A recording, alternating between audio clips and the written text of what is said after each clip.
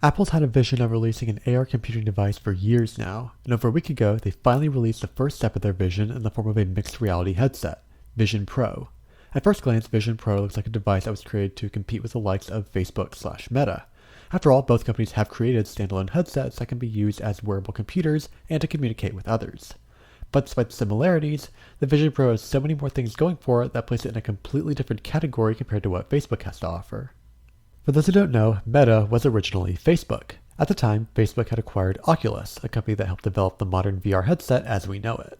Eventually, Facebook announced that they would begin focusing on the metaverse, an emerging technology that combined the virtual world with the real one.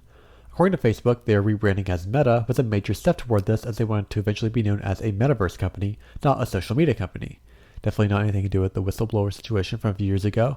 But anyway, when Facebook decided to focus on the metaverse, they started building new headsets that integrated augmented reality with their pre-existing virtual reality. These headsets use controllers that would operate wirelessly and allow users to interact with objects in virtual environments. And Facebook's idea was to eventually switch to brain-computer interfaces that would allow you to control what you do in the metaverse simply by using your thoughts. But there were issues with this. These headsets were built on virtual reality, so adding AR into a VR-first platform has proven to be somewhat of a challenge.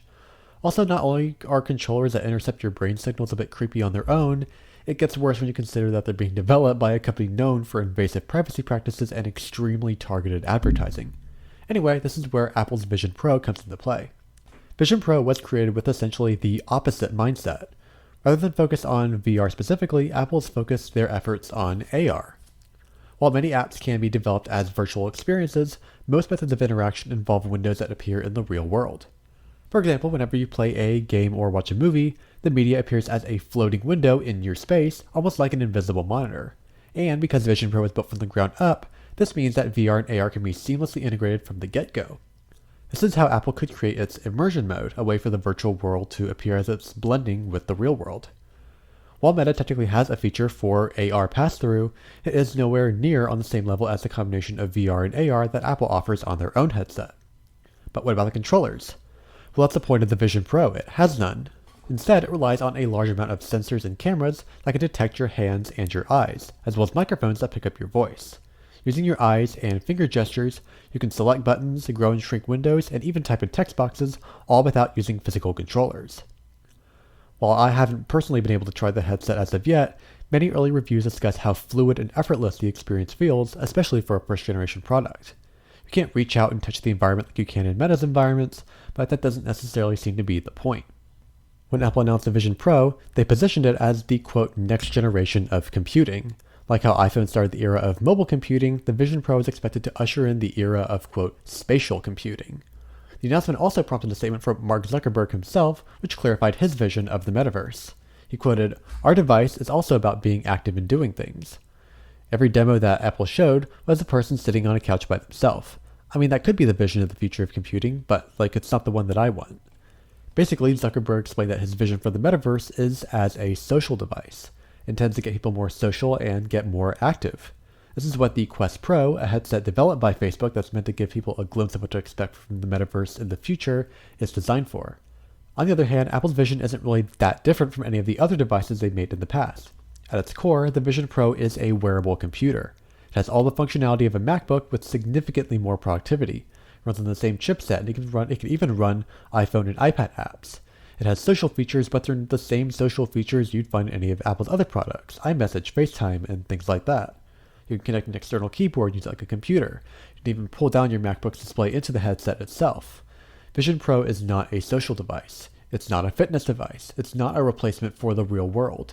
It's basically a 3D iPad that you wear on your head. And that can be good or bad depending on how you look at it. While the Quest Pro technically has some of these features and is even working on a feature to stream desktops to the headset itself, Vision Pro not only has these features out the gate, but Apple intends to build the Vision Pro as its own device, not one that has to rely on a PC for functionality. I don't doubt that Facebook's goal is to make the metaverse its own standalone thing, but for right now, Apple pretty much has the jump on them in this regard.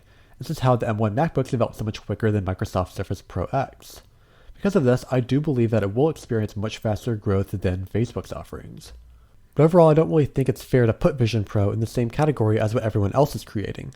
Sure, the similarities are there, but Apple is approaching them much differently.